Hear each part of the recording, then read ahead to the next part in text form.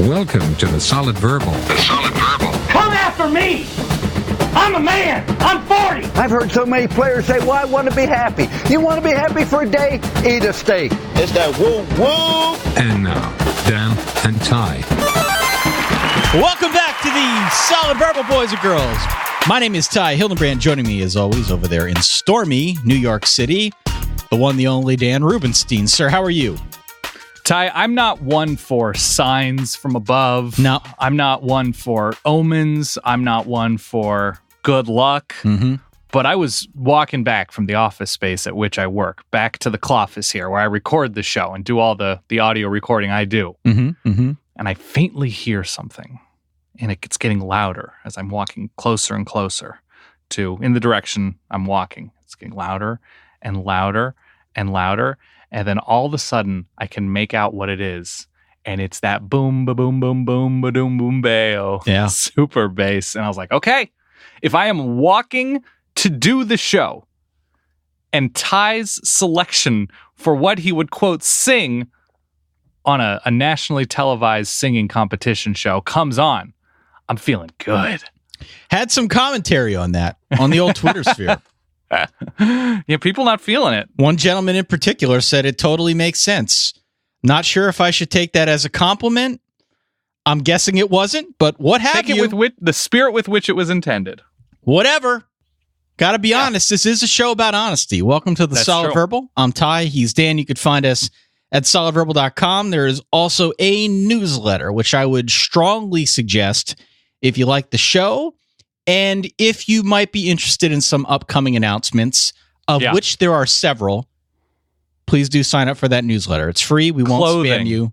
We promise. We got clothing. We got shows. We got stuff to talk about over the next couple months. Sign up for the newsletter if you like it.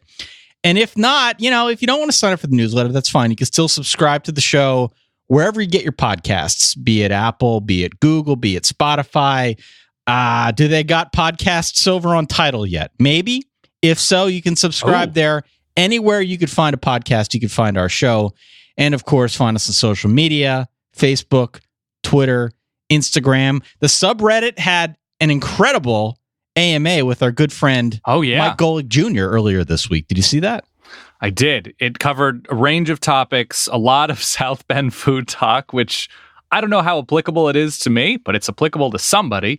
And he talked about preparing for Navy. He talked about body arts, a lot of food stuff, coffee naps. He really touched on a good variety of things. So I was very pleased with how that turned out. And we're going to have more of these. We know lots of people that have interesting things to say, like MGJ. Somebody asked if anybody had called him Mike Garlic Jr., which I think is great. Terrific. Garlic's delicious. Get that Allison any way you can. It's the chemical compound in there. And so, very excited for the future of the AMA. Absolutely. So, all sorts of ways that you can get in touch with the show. Of course, solidverbal@gmail.com. If you want to email in, you've got something to get off your chest. We did a lot of that. So, here's what we've been doing the last couple weeks. As we made the turn into May, which, by the way, it was the 100-day mark not so long ago. That's right. Until the college football season starts. But typically the way this show works, you and I, we've been doing this for a while. When we make the turn into May, there's always that brief moment of panic, like, oh, hell, what are we talking about in May? Yes. And even into the early part of June, I think we have that sentiment.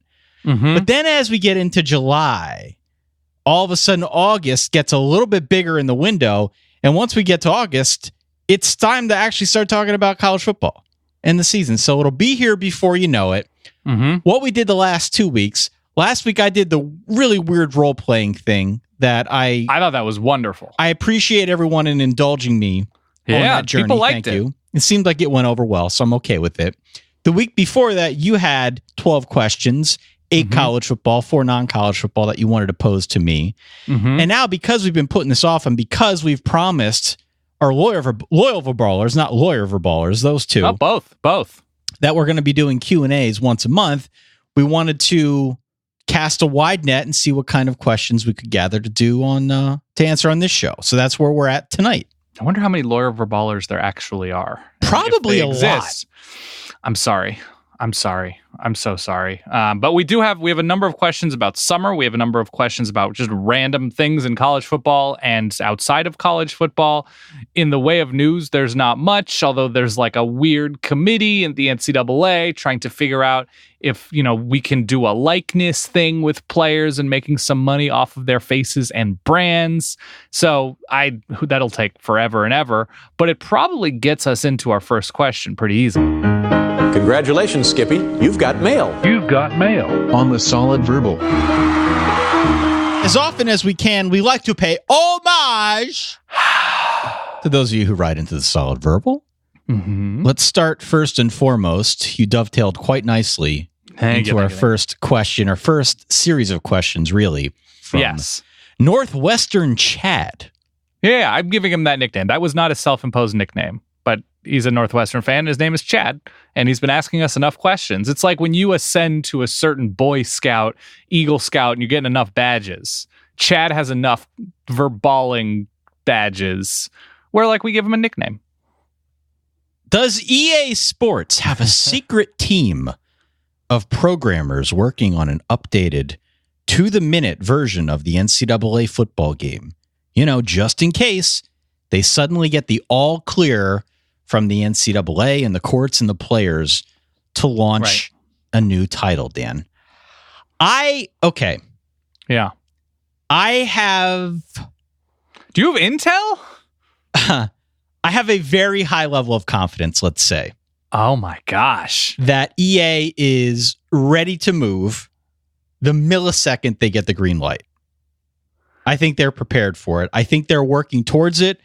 If you've read any of the press releases around Madden 20, you know that there are going to be 10 schools featured in Madden 20. Clemson, USC, Oregon, I think, is going to be in it. Florida. Yeah. A bunch. Texas Tech got in there somehow, but there are a grouping of schools that are going to be prominently featured in the game, which I think is cool. I would imagine those schools and players playing for those schools in the game, they will go out of their way to make it seem like there is no clear connection between current college players. We go Oregon, Justin Herbert, tall, thin.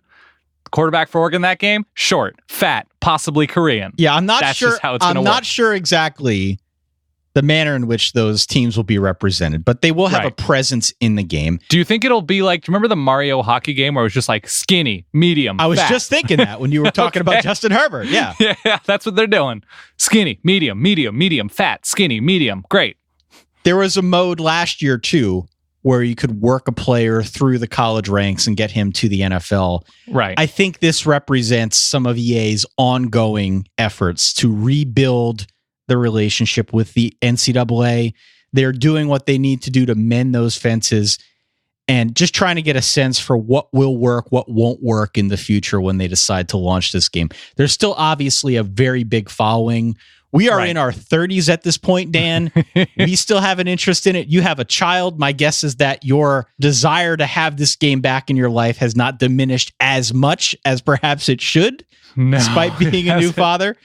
What was your ideal setup for playing NCAA? Like, how would you carve out your space physically? Like, would you have a drink by your side? Would you be playing music? Would you be like, where were you sitting? What TV were you playing on?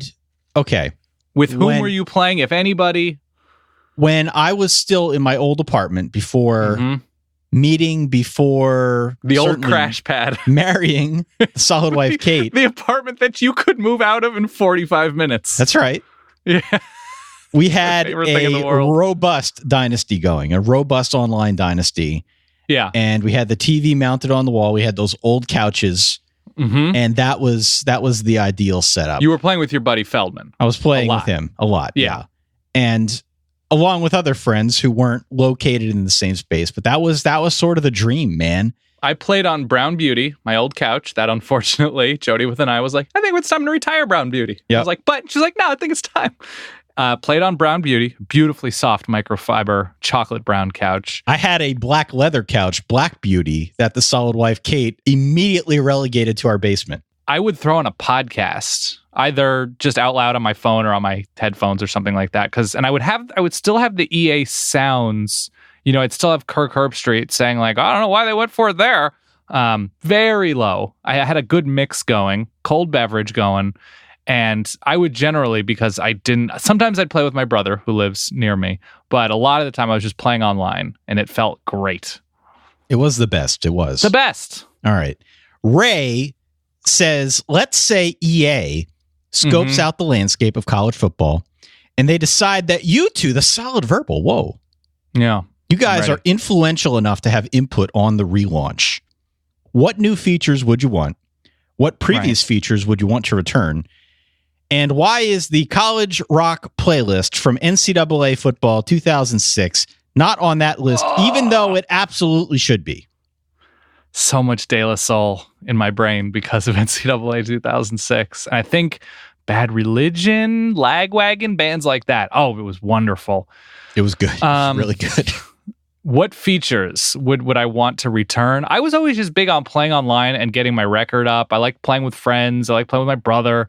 I did one Dynasty and it was fun. I created players. I liked recruiting, all that kind of stuff. But it was really, the essence of it was the competition, getting better, figuring out audibles that would work for me on either side of the ball. You know, the just sort of the tweaks and figuring out who I was as a player, as my playing brand, if you will. Right. So I don't think there's specific features. My curious thing, though, is when he says, if we're influential enough to have input on the relaunch, what I would want to do is I would want to somehow have EA leak the game to us well in advance. And through our show, we're dropping nugs, Ty. Yeah. And you are listening to the show for Easter eggs. Some of it is very direct, like, oh, this is in a game we're playing. And some of it, you have to listen back, maybe play our voices in reverse. Got to go to reverse. Hear about new features and maybe release dates. It's an Easter egg hunt is how we're involved with this. Remember when Twitter was brand new and the first really big athlete was Shaq, right? Yep. And he was like, hey, everybody, I'm going to go get some Thai food at this place. Anybody want to come hang and eat some crab rangoon? And it was just like a crazy thing. That's what I would do with this game. I'm like, all right, we're at Target. We're in Columbus, Ohio. We set it up on one of the TVs. It's going to be here for an hour. Let's rock. We could do that. We could make that work. I don't know what that was. Rocks. Give us the word, EA. We would do happenings. I think that's the word. Happenings? Yeah, we could do that. Yeah. If we were influential enough to have some say over the relaunch, hopefully they would deem us influential enough to give locks of the week during Dynasty mode or Home Dogs. Yeah. I don't know if Yakos could afford that sponsorship for Home Dog of the Week, but maybe like Hatfield could. I would definitely be in favor. I would be in favor. Do you remember? I'm sure you do, because we talked about this on our 90s video games episode with Bill Barnwell. The fake sponsors. Oh, yeah. Where it would be like Ed's House of Lobster and Body Shopping. Back in the old triple play baseball days. Yeah, it was like triple play 97, somewhere in there, where they'd have fake sponsors. That would be wonderful. And it dovetails nicely, Ty. This is a pro move here. This is a pro move. With the hype of a potential NCAA video game return, it's time to pay the players for their likeness, according to Dan, not me. What random endorsements can you think of that would make sense? So what I'm saying is, if everybody's likeness is getting involved in this game, and perhaps, this is an example, this is nothing I like, if Trevor Lawrence wanted to make some has to be cash, like Pantene Pro V, right? Well, whatever it is, I would even say EA can pay him more to do a fake sponsor. You see what I'm saying here? Within the show.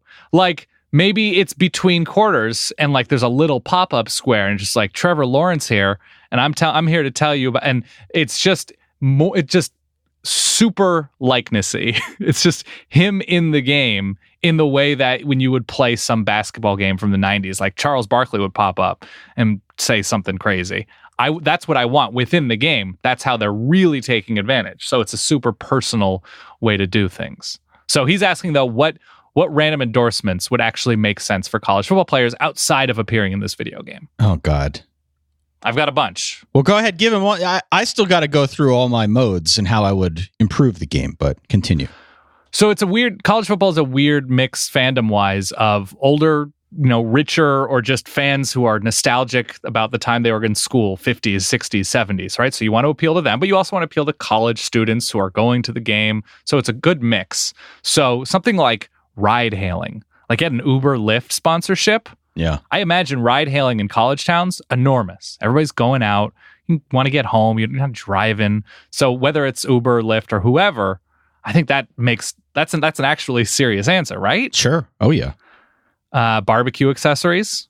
Mm-hmm. It's related to college football. You got your rubs, some tongs, a cutting board, whatever. You get some offensive linemen in there. I actually think offensive and defensive linemen stand to gain the most because they can leverage their size in way like a water park sponsorship. Like come out to Dean's House of Slides, and we'll have a cannonball contest with the Georgia offensive line. I think you get stuff like that. Anything Japanese. Anything involving I don't know, kickers, punters, whoever, where they're doing like pickle juice soda for a Japanese brand would be wonderful. And I imagine they've got some cash. They're willing to pay for their spokespeople. Cereal makes a good deal of sense. You got a lot of young fans back of the box, snack food, hot tubs, mattresses. There's a product. They're definitely not a sponsor, but it's applicable to large men sweating. Have you heard of dude wipes? I have not. Can you guess what they are? I can take a pretty educated guess as to what they're odor-free wipes. Okay. That you can use anywhere on your body that you see fit. I think that would make sense. I think EA can shoot a little higher than dude wipes, but it is a random endorsement. Oh, I'm not talking about EA. I'm just talking in general about likeness. Yes. These are just general likenesses. Yes. Okay. Fair enough. General likeness sponsorships. But man, I really want to do happenings with whatever NCAA 2021. Just all like we are just going to random places, probably in college towns. We're probably going on tour. We're doing Madison. We're doing Columbia, both Missouri and South Carolina.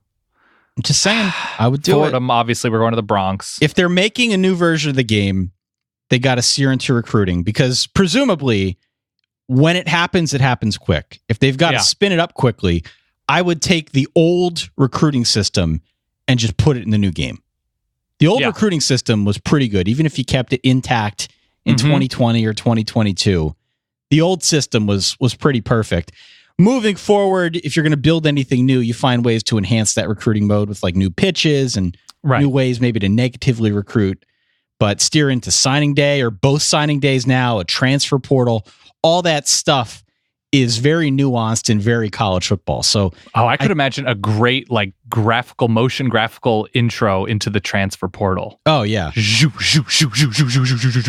be cool. It would be excellent. So you steer into that. You steer into the playoff committee. Like maybe you're inside the room with R.C. Slocum when he's making his old man case for the top four. That's something you can look at. Yeah, I would only be on board with that happening if you remember the NES games where, I mean, this ties into last week. Well, you'd be going through an RPG, you'd be going through a land, and you'd like go into a sword and spear emporium to buy something, and you start talking to the proprietor of the sword and spear emporium, and all that comes up is text on the screen, and that comes up underneath whoever it is, Rob Mullins, that kind of stuff, where it's just like, well, Ohio State is blah, blah, blah, but everything that you actually hear is and just the text appears underneath. That I'd be on board with. I don't want actual speech at that point. Make an AD mode where you can upgrade facilities, hire and fire. That would be cool. I would play on strength coach mode.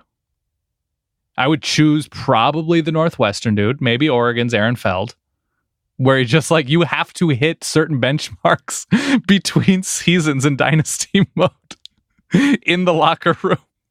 It's like it's the NCAA version of in Street Fighter when you're beating the crap out of the car, right? Just mashing buttons, yeah. You're just mashing buttons, so you're just doing squats and lunges, and you're doing like the box jumps. That's a mandatory thing between seasons. Essentially the same thing as my favorite Nintendo game of all time, Capcom's Gold Medal Challenge. Yes. Just slamming buttons. Okay. Yeah. Can Neil Brown take West Virginia Good above transition. the 8-win level consistently? That's from Frank. Yes. Now, Neil Brown is your boy, so I don't want to steal your thunder here, but I will say I think the answer is absolutely yes. What I find interesting about Neil Brown, and correct me if I'm wrong, since you are the Neil Brown aficionado of the program, he's got all sorts of offensive experience before becoming a head football coach, but he's not running any kind of pass-happy system. This isn't going to be the Holgerson offense. He's really good at winning in the trenches, and he's really good at finding an offensive system that fits personnel. And most interesting of all is that despite being an offensive-minded guy, his defenses have been baller. Yeah, they've been very, very good. And he's bringing his DC over from Troy with him to West Virginia. So Troy, these last few years, 16, 17, 18, after they go 4-8, 10, 11, and 10 wins, but that includes bowls, so 9, 10, and 9 by my math. So yes, that's above 8. And if you look back to where West Virginia was during their best year in the Big 12, which I believe is 2016, they ran the ball very, very well. They defended the run very, very well. And West Virginia's recently scheduled pretty well in the non-conference portion of their schedule. So coming up, they do have some significant opponents. The Backyard Brawl is back starting, I want to say, 2022. They're playing 3 or 4 times. They have Alabama in 6 or 7 years, but they have Virginia Tech. They have Florida State on a neutral site. I think it's in Atlanta. They have Missouri. So they have, I think, a home and home with Penn State. So if you throw in a loss probably most years in the non-conference, or not most years, but every so often, and then a couple losses in Big 12 time, I think it's doable. It's all going to be about the defense. I don't think it's going to be a great year one because of what they have to replace. Quarterback is a big question mark. Offensive line does not look great right now. Receiver does not look great. Defense maybe okay at spots. It's all going to be, for him, it's going to be defense in the Big 12. And if they're going to get to that point, they're going to need to recruit Florida very well. He's going to need to develop diamonds in the rough. I'm confident that he'll be able to do that. 9 plus every year is a lot. I'd say 8 plus. I think they'd be in a good place there. He says consistently 8 so wins. It's 9 plus. 8 wins. I thought he said more than 8. Okay. 8-win level consistently. He said above an 8-win level. My math tells me 9 is above 8. I think he can get to 8 consistently. I'm curious about this offense, curious about whoever ends up starting, Jack Allison or Austin Kendall. Yeah. I like Neil Brown. I like that hire. I think is a really, really good hire. And I think defense can be a competitive advantage in the Big 12. I'm not in love with Vic Koenig. I believe it's Koenig. Is that how you pronounce it? I looked up the pronunciation guide. Okay. Wow, look at you. I'm not in love with Vic. He has been like a poor man's Jim Chaney defensive consultant type to me. And I generally don't trust them as for like consistent high level play, but he was great for Troy. And that defense, they've been absolutely terrific against the run. I hope it keeps up, but I think they're going to be doing some adjusting scheme wise. Yeah. Can it scale up, especially in the Big 12, a little bit more wide open? Okay. So I would say there to get to 9 wins a year on average, regular season wins, not 9 including a bowl, I would give it a 48% chance of happening. All right. I'll go a little higher than that, but I see where you're coming from. Abbott, what Big Ten team will have the biggest upset alert during the season? This is an excellent question. I don't know about upset alert, but I'm going to harken back to something I said a couple weeks ago. The biggest letdown look-ahead sandwich is Michigan going to Indiana November 23rd. It's 1 week after hosting Michigan State and 1 week before hosting Ohio State. That, my friends, is the letdown look-ahead sandwich of the Big Ten season this year. That's the obvious one. Yes. I've got an open-faced letdown look-ahead sandwich. Remember the definition of an open-facer? I do, of course. The bye week after the situation. So I have Michigan at Maryland, which I'm not super keen on Maryland this year. A lot of questions all over the place. I don't know if I love them on defense with think it's Brady Hoke's older brother. I think that's who is their John Hoke? coordinator. John Hoke. Okay. Who I looked it up. He was with Tampa Bay last year. He was a long time, I think, Chicago Bears defensive backs coach for Tampa Bay last year. Not a good pass defense. Turns out 32 out of 32. Not a good place to be. Not all on them, but 2-syllable names are very unfulfilling. Michigan is playing Notre Dame, I believe, in the Big House this year, right? Mm-hmm. Then they have Maryland on the road. Then they have a bye, and then they have Michigan State. Okay. So I think there's an open face quality to that. I think there's only 3 teams that could qualify as right now being on upset alert. I don't think there is a true Wisconsin upset alert. I don't think there's a true Michigan State upset alert after last year. I think it's just Michigan, Ohio State, and Penn State right now. Is that reasonable? Those 3 teams are the true, if we're talking upsets in May. I think so. After last year, it's not a big upset if Michigan State loses to a lesser team or if Wisconsin right now loses to a lesser team. Ohio State at Northwestern on that weird Friday. Yeah. It's before Wisconsin and after a bye week. So schedule-wise, that could be a little bit strange for them going to Kyle Field. And then Penn State at Minnesota. Penn State will not have played at home in 3 weeks with a bye in there. And that would be after 3 good defenses. I think it's the Michigan schools and Iowa. So presumably, just being away from home and strange beds, good defenses, I'd watch out for that one, especially with how Minnesota finished last year. We'll see. Chris, with some random rapid fire, what's more likely questions. I like these. Yeah. First one. A team other than Georgia wins the SEC East, or a team other than Alabama wins the SEC West. I think I would rather have a team other than Georgia winning the SEC Same. East. I think Florida's closer to Georgia than I agree. a team is in the West to Alabama right now. And I wish it were LSU, but if you could remind me, it's been years since they've scored a point against Alabama. Years. Kansas wins 3 games, or Kansas wins any other number of games. Right. I'm going to take other. I'm going to go other. Let's I'm going to go on. under. I'm going to go under with that. A non-Power 5 team, and he says in parentheses, Notre Dame is eligible, finishes in the top 8 in a final pre-bowl ranking, or one of Alabama or Clemson misses the playoff. I don't think Alabama or Clemson are missing the playoff. So by default, I'm going a non-Power 5 team finishing in the top 8. Oh, I'm going to take either Alabama or Clemson missing the playoff. Really? Alabama most likely has to go through Georgia. Clemson loses Trevor Lawrence. I hope it doesn't happen, but that's sort of a razor-thin margin at that point. We saw what happened last year. So I think there are too many variables, and Alabama still has a tough schedule in the SEC West. Clemson most certainly does not and will not have to go through anybody all that good in their conference championship game. But yeah, Alabama going through Georgia once again with Jake Fromm might be the first quarterback taken in the draft next year, right? He might be. I don't want to have this discussion about this. I'm just saying Jake Fromm in his third year. If Daniel freaking Jones can go top 10. Okay, so forget the NFL draft. It's possible. Forget the NFL draft. And by the way, I think LSU, I'm in my head, LSU did score a touchdown. They've scored a touchdown the last 3 years against Alabama. So I regret the error. I think Jake Fromm, having that experience playing on a big stage, looking as good as Georgia did for a good chunk of last year's game and for the national championship game the year before, I'm going to go with that. All right. Okay. Deep breaths. His next rapid fire. Non-quarterback wins the Heisman, or a player from a non-playoff team wins the Heisman.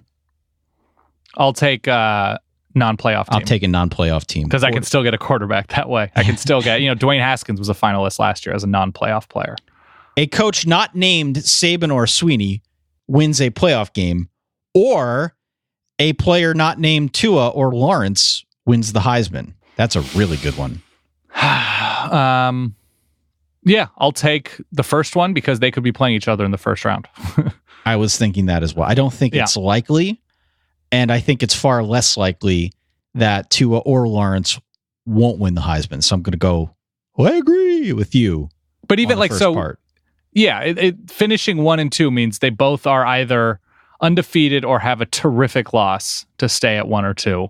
And I think they could randomly lose a game and still make the playoff like Alabama did without winning their division a couple of years ago. Sure, absolutely. And just sneak in as like a 3 or 4 seed and end up playing each other. I'm going to allow you to rant on part F here in Chris's rapid fire what's more likely questions.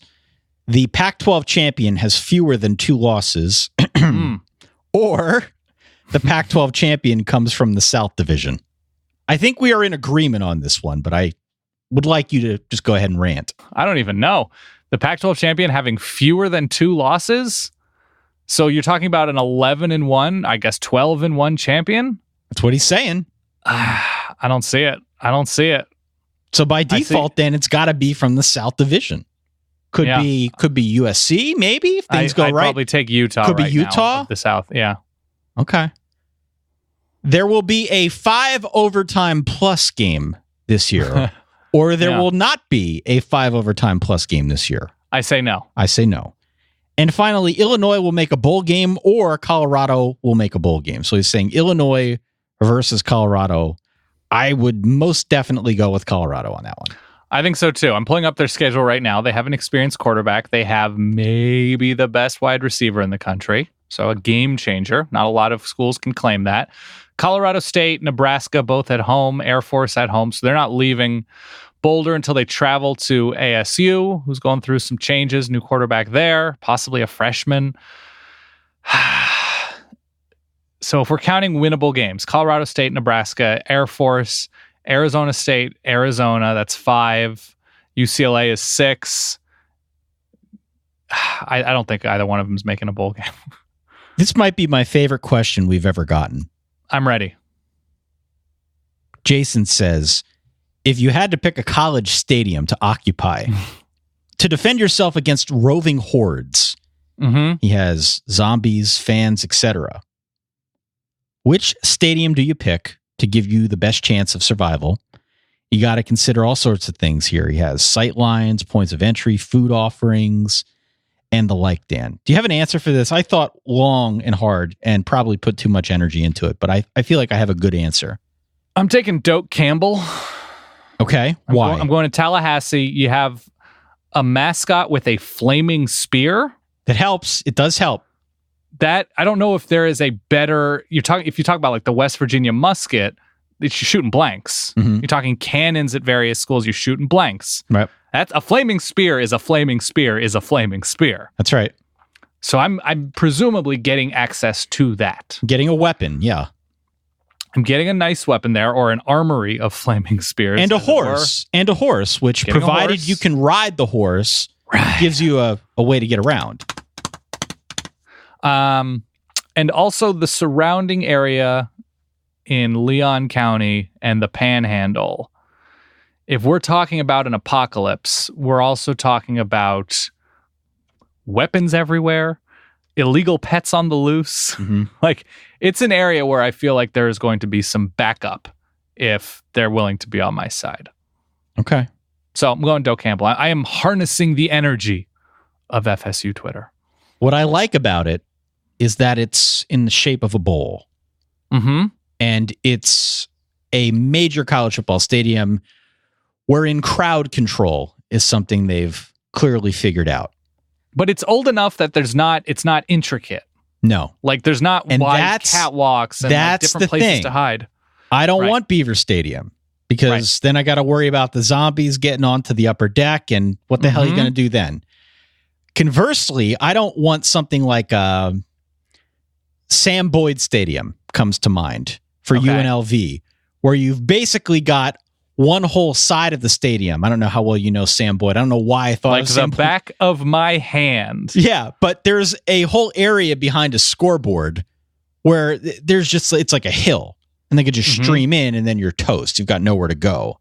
I don't want that either. I don't want zombies coming in unabated. I like the cut of your jib with Doak Campbell. I think the answer is Michigan Stadium. Here's why. Okay, so you have your bowl.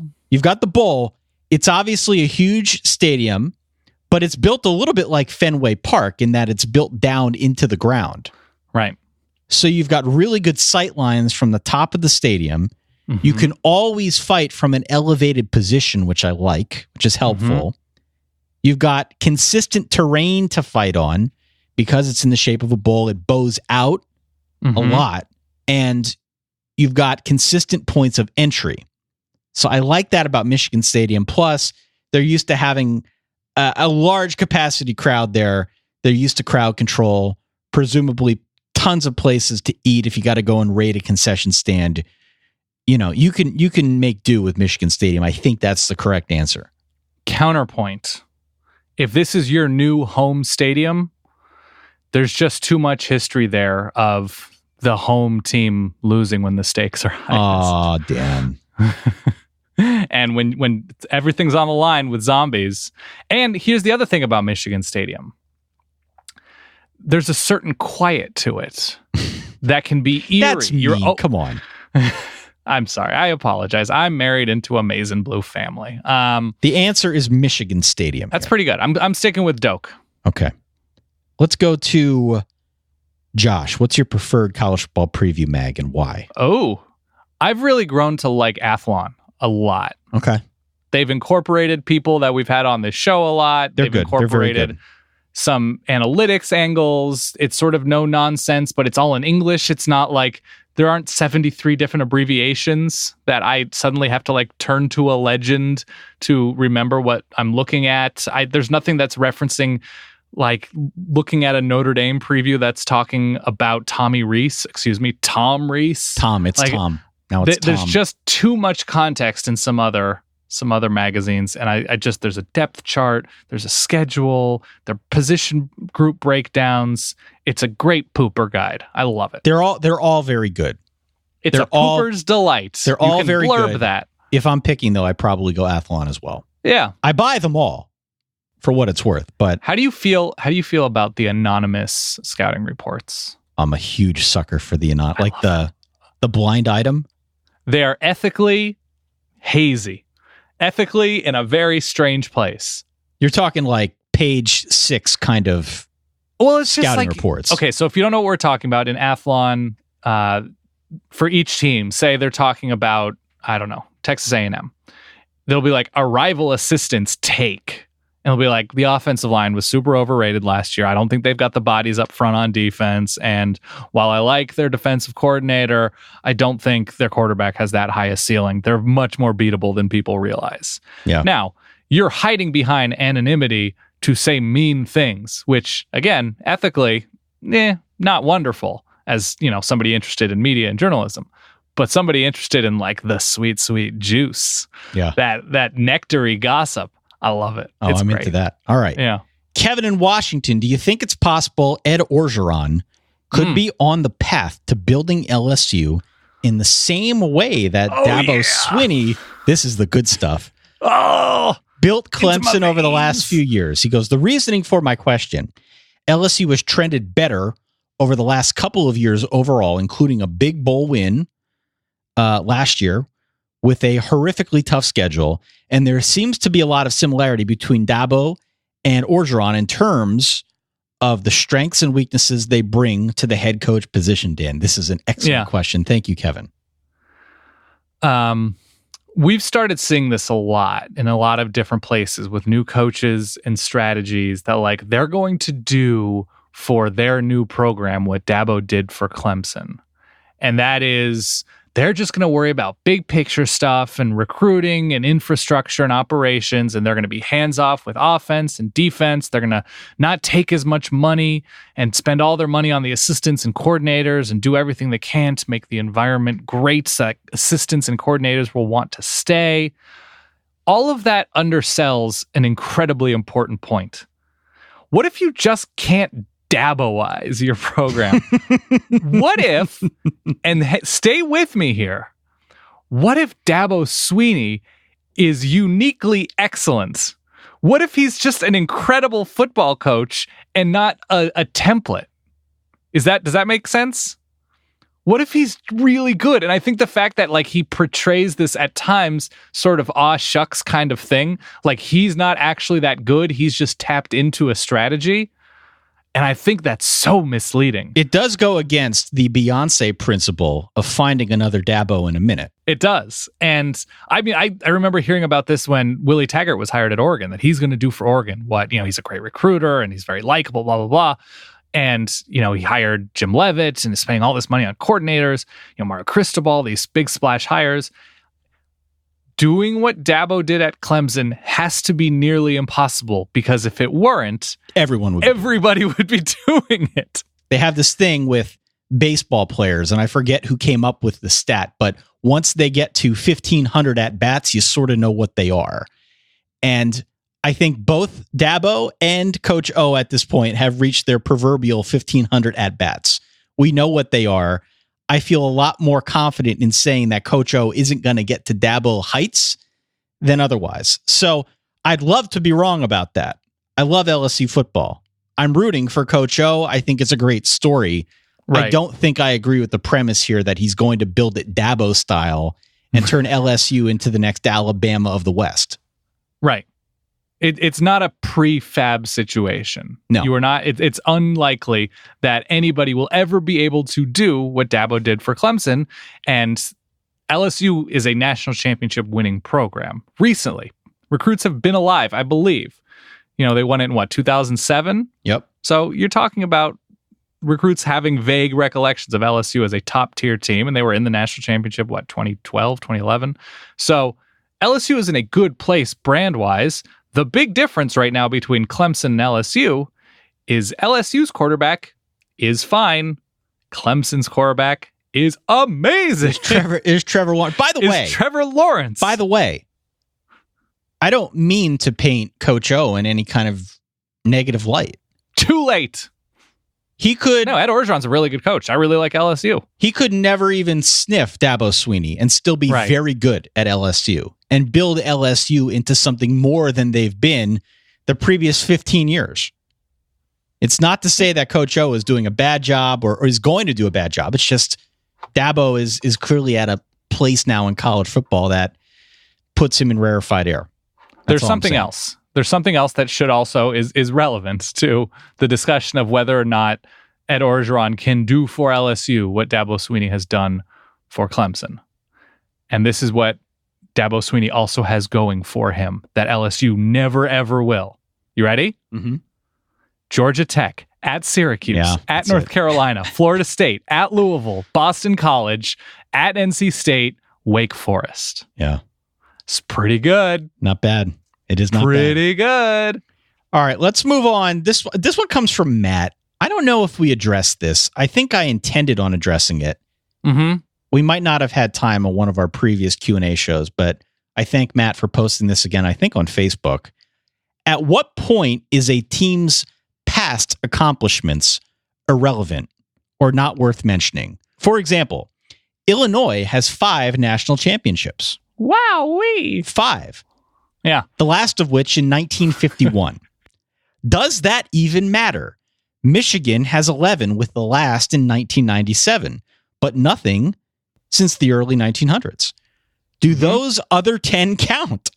A coworker and I had the debate. It's written in a very McSweeney's-esque way. I love it. Right. I said 30 years is relevant. He says they are always relevant. What are your thoughts? Ty, if you go to my childhood bedroom, you're going to see a lot of soccer trophies. Don't think I'm getting a call up to the men's national team. I mean, we're talking littered with soccer trophies. Not going to be starting at right back, eh? Not me. Not me and Christian Pulisic, whatever. It's not likely. Here's what I would say. Our friend Bud Elliott did a really nice job, and I just referenced it. He pointed out the ages of recruits when schools last won national championships. I don't have it in front of me. I need to get my laptop is where it was. But if a recruit is not alive the last time you won a national championship, it's not that it doesn't count, but I don't think you can really talk about your program as national championship caliber, right? Appearing or winning. Yeah. The other thing I would say, if your team won a national championship when technologically the broadcast was extremely different. So here's what I'll say. If your team last won a national championship when it was 4x3, HD was not available. You're not really a national championship contending program right now. You shouldn't be thought of in that way. If we're talking about a graphics package on ABC or CBS or whoever was broadcasting the game, that you're just like, oh my God, I totally forgot about that weird loop-de-loopy rainbow scoreboard. This is very much like you might be a redneck if, but you're not a national championship contending program or not a national championship owning program in any sort of relevant way. It has to be within your peripheral view. Right. In order for it to actually carry any weight. It doesn't mean that because it happened in 1951, it doesn't count for Illinois. Of course it counts for Illinois. If the best player on that team has been working in a non-football job long enough to have tenure or to have had a party celebrating how long he's been working at this it's gone pro in something other than football, like, I think it's time, like, for Illinois specifically. They went to the Rose Bowl with Juice Williams. Juice Williams has probably been working somewhere for a long time, not in football. Can't really talk about Illinois as like, we're Rose Bowl. Yeah, it's Juice Williams. Rashard Mendenhall. Yeah, of course. The 1961 Yankees matter because the Yankees have won multiple times since 1961. Right. 1951's been a long time. It does not carry weight with it, but it certainly carries the banner and all the pomp and circumstance that came along with winning a championship however many years ago. I can't even count that high. Yeah, Red Grange. You got Ray Nitschke. I'm looking at a list right now. You can drop Dick Butkus. You can drop all sorts of names here. Do we want to go one more college football and then close it out? Let's do one more college football. Maybe what do we like got? 15, 20 minutes of non. I'm ready. You can change one rule. This is from Ryan. Oh, it's a good question. One rule for the 2019 season. What would it be? I've got two because that's how I roll. Mm-hmm. I'm going to ban punting. Okay. Who gets excited about? You get more football plays. You get 25% more plays in a game, like football plays. Not that punting is not a football plays, but you know what I'm talking about. Somebody under center. Yep. Also, end zone PI is a touchdown in the same way that end zone holding in your own end zone or some sort of penalty committed in your own end zone is a safety. End zone PI, touchdown. Boom. Okay. And obviously you're going to have terrible calls and it's going to be up and it's going to swing things, but I like that idea because I don't want intentional jersey grabbing. I don't feel like that does much for me from a football perspective. I am getting rid of targeting. Okay. I care about player safety, but maybe not as much as I should. So if you're going to ban targeting, then I think you should probably also ban kickoff returns. No, I'm going to just kickoffs in general. I didn't think that deep. That balances it out. It does balance it out, but I'm banning targeting in part because I don't think the rule has been applied correctly. And I think it gets in the way, especially since we have replay and there are still bad targeting calls, but that's a separate discussion for another podcast. Getting rid of targeting first and foremost. And I'm also allowing holding, actually. I'm allowing it on offense. I'm allowing it on defense. I just want to see how much these guys want it. if you're a defensive lineman and you're being held, you got to earn your keep to make it through that 320-pound offensive lineman to get to the quarterback. I am saying the guy who shouldn't have been in the Pac-12 review booth for, I think it was Washington State USC, he is the only one reviewing calls for all games. Glasses ref? Can we have glasses ref? Oh, no, let's not do that. But yeah, some lawyer for the Pac-12. All right, you want to talk non-football? If you've exhausted yourself with all this ridiculous football talk, let's pick out some non-college football. So again, if you're listening at home, if you tuned in for the football, you're more than welcome to stay for the fun. But if you made it this far, we do appreciate it. We'll be back next week, same time, same place. We got 10 or 15 minutes here, let's say, of non-college football. Dan, I'll let you pick from the hat. Go ahead. What is the most unlikely product? Again, this is Northwestern Chad's quinceañera. This is his coming out party. What is the most unlikely product that you'd go out of your way to write a 5-star review for on Amazon? And he says his is a mole killing trap. A mole killing trap. Okay. Yeah, he's got moles apparently destroying his yard. What is a 5-star review that you would go out of your way to leave for something you ordered? It doesn't have to be on Amazon, but something online. I ordered a very cheap plastic trophy for a golf outing. More of a gag gift. Yeah. that I would give a 5-star review. There's really nothing to review other than the fact that it didn't break when it got to me. That's true. So that's Very one. important. I think the more practical answer, though, gag gift aside, is one of two things. Okay. I ordered the smoke detectors. Remember the ones that I said I went above and beyond to make sure that they were of the safest and utmost quality? The Cadillac of smoke detectors. Yeah. I would probably write a review. I don't know what the review would say, but I feel like they're really good quality, and I would write a review for a smoke detector. I would also write a review. I bought many more than I should have, like a dozen and a half of those like solar-powered path lights that you put out in front of the house. Have you seen these things? You know what I mean? Yeah. Are they like the airport light kind of things? Sort of. They're made the runway lights? They're made of what I would describe as the cheapest quality plastic known to man. But because they've got the solar panel, the wee solar panel at the top, the size of like a square of duct tape on the very top, and because they light up at the same time every night reliably, I feel like they deserve a 5-star review. Great. So yeah, I'm that's happy to very hear it. unlikely. The review would not be helpful. But off the top of my head, that's the direction I'm going. My wife loses her keys pretty consistently. She's a very bright person. She's just sometimes scatterbrained. And I ordered her one of those alarms that you put on your keychain that you can set off a loud beeping from your phone. Does it actually work? It works so well. Really? And it makes my day. She's probably lost her keys since we got one of these things. It was like $15-20. Probably 3-4 times. One, it's incredibly helpful and it works and it helps her to find her keys. But two, it's great because she forgets how to use the app. And so she has to come to me and be like, I need to find my keys and I know there's an app and I know you know how to use it. And it's wonderful every time. It works perfectly and I get that situation every time. Beautiful. Where are we going next? Yeah. We're going to go to... let's go to Ben. No, Ben had a pretty good question. I guess people are asking about beaches versus lakes or lakes versus saltwater beaches. We've done that question before, haven't we? I think we've done that question. I prefer the saltwater. I like waves, but I appreciate a good lake because it's easier to get a house on a lake and grill and go on pontoon boats. It's a good time. It doesn't have to be one better than the other. I feel like we can all be secure in our preferences. More bugs at the lake, don't you? There are bugs at the lake. Yeah. I go There are bugs and sometimes humidity because of said bugs. Yeah. What was your favorite jersey to wear growing up, Ty? Chris wants to know. Oh, buddy. What was yours? Well, okay. I'm not going to say favorite, but I had a hodgepodge of really random jerseys. Mm-hmm. In the NBA, I was the proud owner of a Mahmoud Abdul-Rauf Nuggets jersey. Great. Shout out to Chris Jackson / Mahmoud Abdul-Rauf. In the NHL, I had, that's right. I had one sweater. I had one of those Phoenix Coyote jerseys. Oh my gosh. Who was it? I don't remember. I believe it was whoever the goalie was at the time. Okay. Either that or it didn't have a name on the back.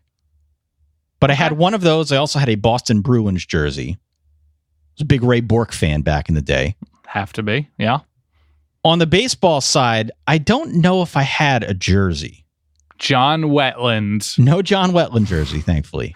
David Cone. No, didn't have any Yankees jerseys. Okay. And I don't think I had any Giants jerseys. Chris Sabo. I know I had a number 3 Notre Dame jersey, but the good part about Notre Dame jerseys is because there's no name on the back, it's transferable from season to season. It was a Rick Meyer jersey. It may still be in my closet back at Mama H's house. There was also a Penny Hardaway era for me, where I feel like every kid, but I had the light blue Orlando Magic version. That's a good one. That's a good one. I don't even know how many jerseys I had because I wasn't really a jersey person, but I loved my original Toronto Raptors, Damon Stoudemire. Oh yeah, okay. Purple, not white. Went with the purple. I loved him at Arizona. My mom went to Arizona, so I rocked that for a good chunk of time. I like it. Ty, what is your go-to meal for those, quote, bring something to share social gatherings, potlucks, tailgates, etc.? Ryan wants to know. Oh, go-to meal. I have 2 really good options for you. Bring something to share. Well, yeah. What do you bring in to share? Bring a casserole? Bring a dip? Are we assuming that I'm cooking it? Or are we You're doing something to it. or You're is- arranging it. Yeah. or is it something that I could buy at like Chick-fil-A? You could assemble, like fruit salad would count.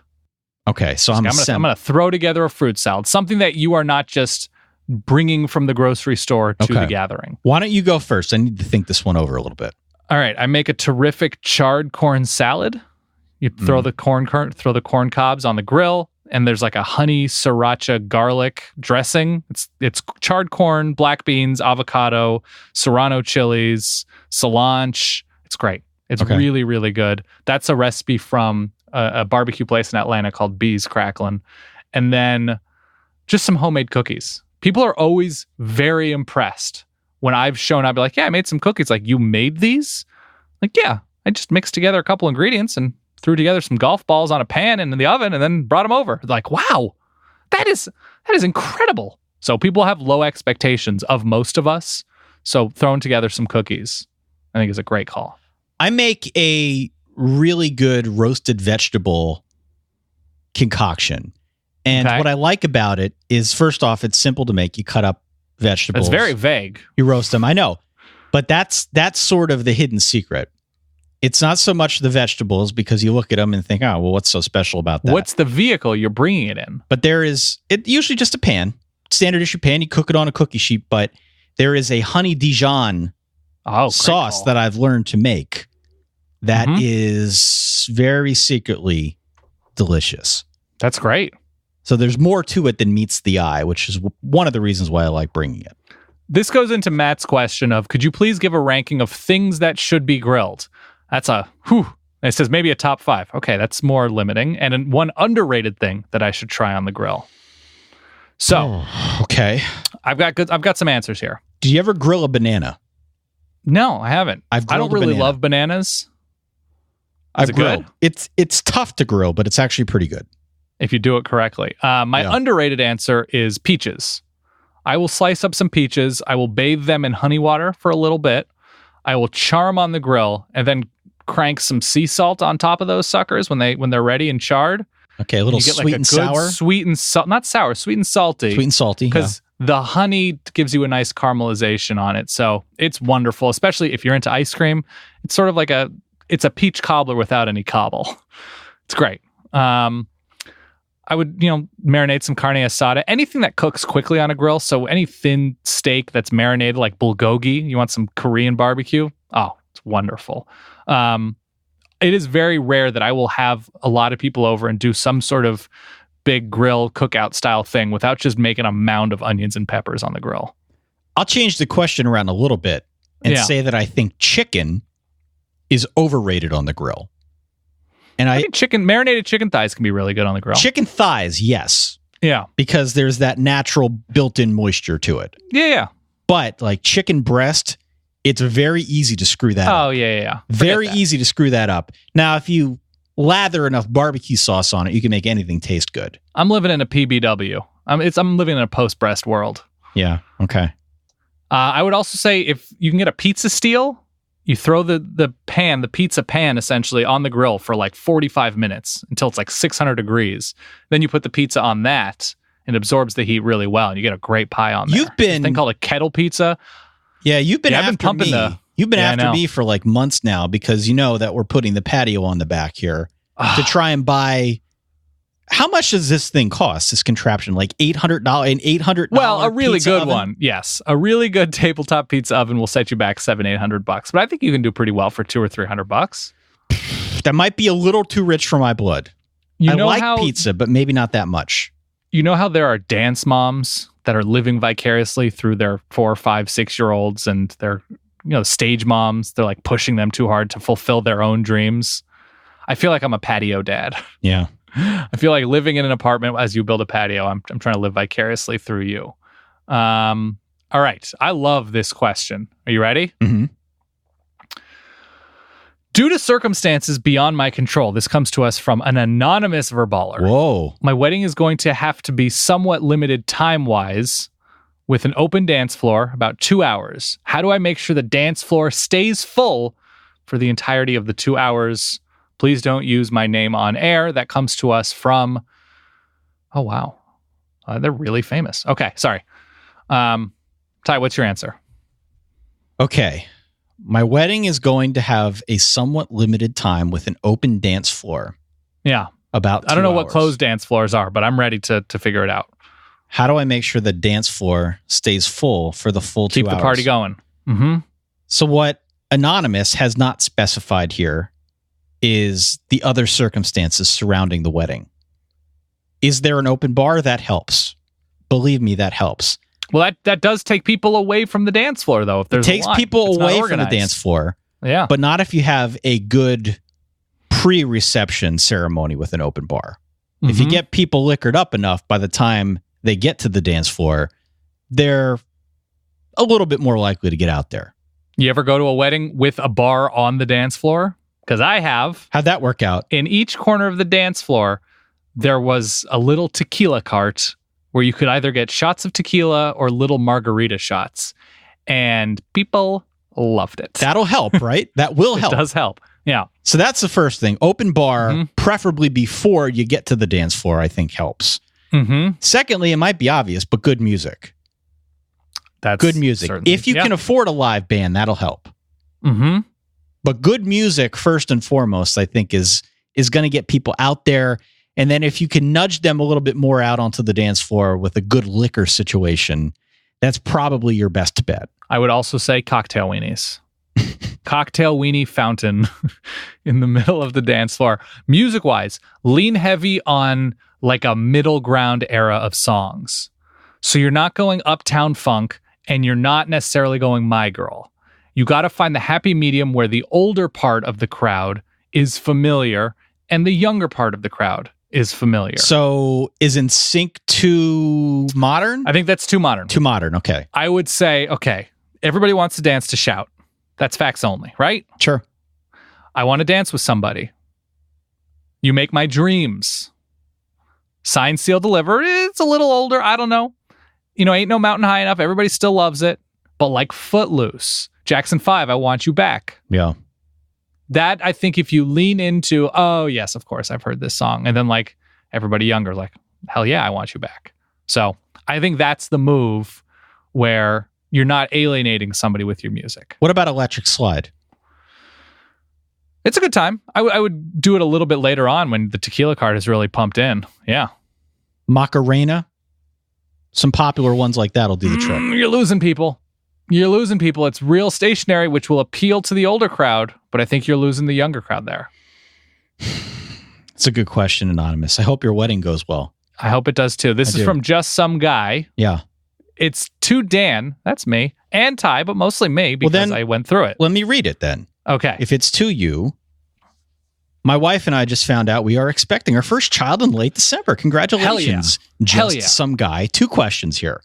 Question 1 here, Dan. What is the number one thing you did to make Jody with an I's life better during her pregnancy? So I can speak very specifically to this because 1, I'm a dad. The solid baby looks a little bit like me. So confirmed. 2, he was born in late January, so winter baby. I would say Jody with an I did not really have morning sickness, and part of that is just luck, but part of it is also right when she woke up, she started pumping carbs. Yeah. Just I woke up and I made her toast, got some granola bars, you know, whatever it was she was craving.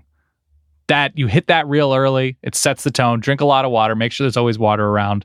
I don't know if you live in a big city or not. And so we're used to taking public transportation places, but like after dinner, she'd be a little uncomfortable. So more cabs and Ubers.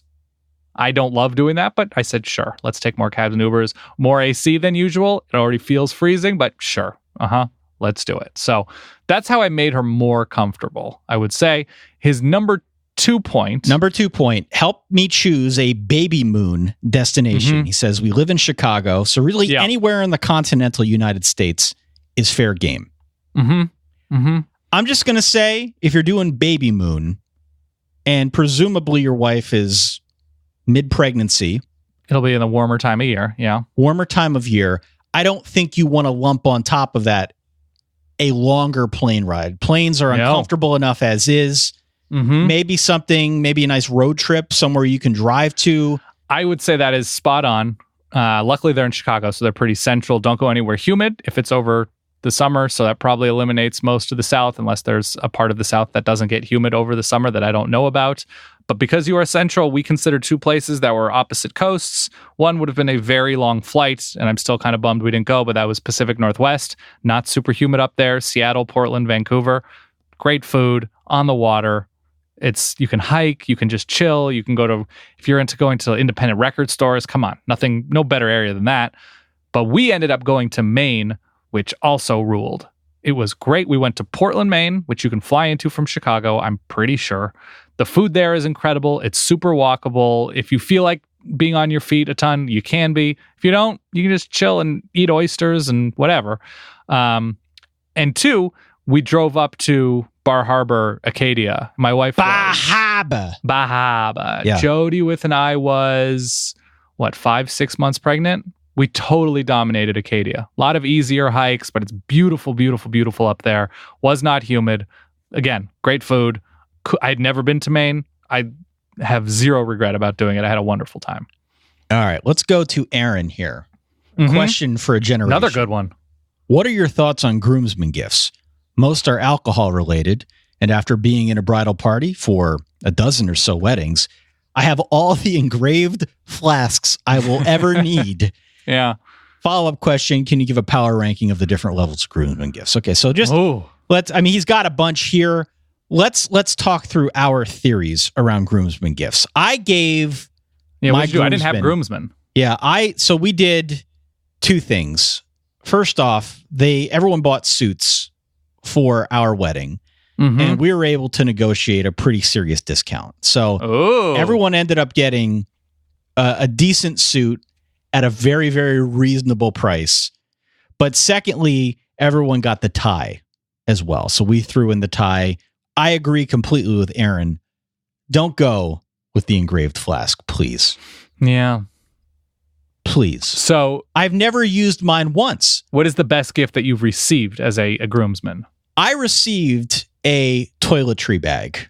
Oh, I like that a lot. I received a toiletry bag with an engraved, or I guess not engraved, an embroidered H on it that I use still to this day, probably 10 years later. That was the best gift I've gotten. It's simple. It was probably very affordable, and it's got extreme utility. If you were a groomsman for me and I had gotten you that gift, which I think is a very good idea. It's great. It 100% would have been beautifully embroidered. Whatever it was, cloth or leather, it would have been beautifully and tastefully embroidered with Ty's potty bag. I would have really gone for that irony there. But I think that's you would a really have gone good with gift. Pinstripe Bowl champions, but that's a nice runner-up. It would be lined with the Pinstripe Bowl championship shirt. You get a portable charger. That's great. I want something useful. I want people to get something useful out of it. Maybe it's embroidered, whatever, it's engraved. I would probably go, if I get married again, which I really hope I don't have to, I would probably do what my friend Scott gave both Jody and myself as gifts for the solid baby, which were really just gifts for us. Premium sweatpants. Premium sweats. Because I know they're just going to get a ton of use. They don't need to be personalized, whatever. If I don't know what brand does the best and softest and most ridiculously comfortable sweatpants, that's what I'm doing. I'm not overthinking it. I'm just giving somebody a gift that they're going to get a ton of use out of, or fire extinguishers. Yeah, okay. Or just something that will save their life. I've got two more questions here, and then let's close it out. Let's do it. Along the same lines of a wedding, someone writes in, going to a wedding this weekend, an old coworker of mine. The entire table I will be at is former coworkers and bosses that don't exactly love each other. I'm expecting several to be openly hostile with one another. Thoughts on how I should approach this? Oh, gosh, hit on all of their daughters. Yeah. If they're of age. I don't know if he's the only one that he knows there, like outside of these uncomfortable coworkers. I can hit the dance floor hard. I don't know. Stay away. Leave early. You're not going to have a great time. And he says it here. I didn't read it. He says that he is the Switzerland of the group. Nobody really hates me, at least not that I know of. So that puts you in a situation. I guess you could find a common enemy. Like if nobody there is from accounting, you're like, oh, these idiots at accounting couldn't even make it. And you find the common enemy. I think it's actually quite simple for him. If he is the Switzerland, and if, to his knowledge, no one has beef with him, he should be able to go up to whoever he wants and chat with them. It doesn't have to be awkward for him. He says there's an open bar. He literally will not know anyone else at the wedding, and he's wearing a light purple shirt with navy pants. So that's friendly. That gives you a talking point. You can break the ice pretty easily. And if no one hates you, you should have the latitude to go up to whoever you want and just chat them up at your table. You can chat them up, but like the only thing you have in common with them is this, he's an ex-coworker? He says it's limited. There's a limited ceiling of, old coworker. Yeah. So you don't really have much to talk about. You're just catching up about kids and stuff like that. So you make small talk. You go up to the bride and groom. You're like, listen, I'm so touched that you invited me. At some point, I'm going to leave. And, I'm probably not going to say goodbye because you're saying goodbye to all sorts of people. And then you just leave 15 minutes later. 2 other points here that I want to bring up before we get to our final question, okay? Yeah. 2 other ways that you could play it, sir. If you're interested. Depends how dangerous you feel. Oh, God. He says he's wearing the purple shirt and the navy pants. Light purple shirt. You're colorful? He says literally he won't know anyone else at the wedding. There's a chance he's single. Yeah. Colorful. +1. Yeah. Friendly. That could be a nice recipe for you. Just saying. Or option B, if you're really feeling saucy, right before you're ready to leave, if these aren't people that you're particularly friendly with, maybe just throw a nice little grenade at the table and say, didn't you guys all used to hate each other? And then leave. I mean, then you don't really get to see the fireworks, though. Just get the party started, leave on a high note, assume that you're going to get the fireworks started. Okay. That just seems evil. I like where your head is at, though. I do. We have a final duo of questions. Final duo. All right. Span the same topic. This is the most random question we got from a longtime listener. Okay. Would you rather fight a silverback gorilla or take a 2-year prison sentence? 2-year prison. There's a chance that I can go to a nicer minimum security. Also, if you fight a gorilla, it will kill you. So it's going to kill you. It will. The answer you will is die. Prison sentence. Yeah. It's 2 questions about wedding speeches. Key ingredients, any tips for speech toast? Compliment the bride early. Always, always, always. And don't try to be funny. Don't try to be funny. It's really hard to be funny under pressure. Unless you're pros like Dan and I. Yeah. Don't try to be funny under pressure. It usually isn't as funny as you think. Usually you'll say something that isn't meant to be funny, but you sort of deliver it in an awkward, fun way, and it'll get laughs. Compliment the bride early. Get on the good side. Yeah, it's the best tip. Compliment her early. Get on the good side of the crowd. And then don't try to be funny. Something from the heart, something genuine. Keep it short. Get off the stage. Nobody cares about your friendship with the bride or groom. Nobody cares about your friendship with the bride and groom and other friends there at table 17. Yeah. Your speech should be about their relationship. Thank you. The 2 people getting married. Such a good point. It should be under 3 minutes. You introduce yourself. You introduce the relationship to the bride and groom or whoever's getting married. And you talk about how you know whoever. And then you say, Ted has always been like this. Ted has always been pretty wild, but deep down, he's a big softy. And that's when I knew when he met Allison that they were going to get along because blah, blah, blah, blah, blah. And you're honoring them as a couple. You're not talking about, everybody knows you like your friend. Dig deep and find something likable about them as a couple and then get off the stage. You're doing great because the odds are you probably had a couple of drinks. Yep. So just edit, keep it about the couple and why it's great that they're getting married. Everyone wants to hit the home run with the speech. Yeah. How about you just try to make contact? How about you hit a single? How about you get on first base? How about you get the run in, a sacrifice fly? Mm-hmm. Just don't strike out. Yeah. 4 yards of carry. All right, then. We've covered some ground here, haven't we? We have. I've been very happy with this. All right. solidverbal@gmail.com, as always, is the email address. Write in. We'll do more of these, we promise, before the season starts. We've got plenty of time to kill. Yes, we Don't do. forget to subscribe to the show if you like the show. Anywhere where you can find a podcast, you can find the Solid Verbal.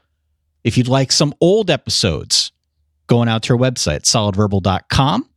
And if you'd like to follow us on a day-to-day basis, because really, who doesn't want to do that? Mm-hmm. Facebook, Twitter, Instagram. There's also a subreddit where some of our most loyal and ardent verballers chat about each and every episode at reddit.com/r/solidverbal. Correct. And that's all I got. That's all I have. All right. Well, you enjoy your Memorial Day weekend. I will try my best. For everyone out there, if you're on the way to a picnic or a party, please do travel safely. We hope to hear from you and talk at you about a week from today. Drink your Japanese pickle juice soda. Drink it down. For that guy over there, my good friend Dan Rubenstein, for myself, Ty Hildenbrandt, enjoy the rest of your week, all of your holiday weekend, and in the meantime, stay solid. Peace.